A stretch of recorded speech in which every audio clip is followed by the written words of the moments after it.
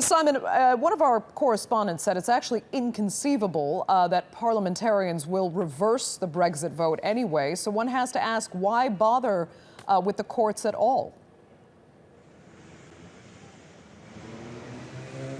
Well, you're right. That's the general assumption, that members of Parliament, regardless of their own personal views, and the majority of them we understood before the referendum were in favour of remaining in the European Union, would be very unlikely for them to vote against the so-called will of the people as it was represented in the referendum. But there is a key constitutional, political and legal issue that has to be decided here, and it is very simply whether or not Theresa May and her government have the executive authority to trigger this process, to trigger Article 50 and begin the process of withdrawing from the European Union, or whether they have to refer to Parliament every time they do it.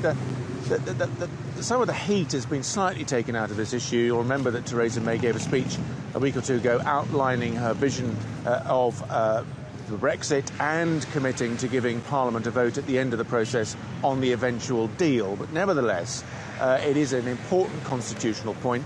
Theresa May wanted to go forward and trigger it on her own. It is widely assumed that the Supreme Court will uphold the original judgment and say, well, hang on, wait a minute. You don't have that authority. You need to get a bill passed through Parliament before you can do it. That's what we expect. But Simon, on the other side, given the pressure from Scotland and other constituencies to reverse Brexit and not enforce this non-binding referendum, why wouldn't Parliament vote against invoking Article 50? Well, that's the other issue at stake here, and it's one that may provide more of a complicating factor.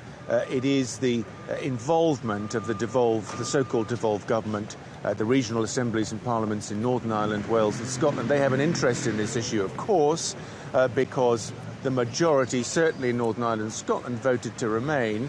And they are arguing that their needs need to be taken into account. The judges are going to consider that, and one considerable fly in the ointment for Theresa May could be some form of judgment, some form of comment from the justices saying that those parliaments need to be involved in the legislative process to leave the European Union as well. That could provide a further complication.